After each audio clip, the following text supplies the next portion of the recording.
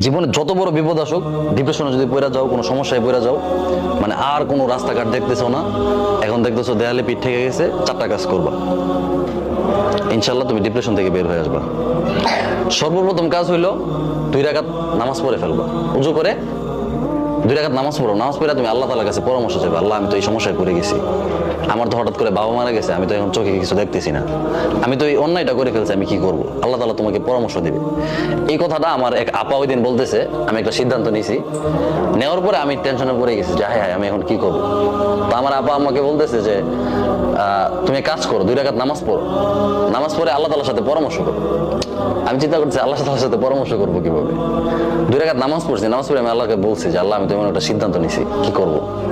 তখন দেখি আমার মাথায় নানান চিন্তা আসতেছে, বুদ্ধি আসতেছে, পজিটিভ, বুঝছো? ডিপ্রেশনে পড়ে গেলে প্রথম চেষ্টা করবা 2 রাকাত নামাজ পড়া।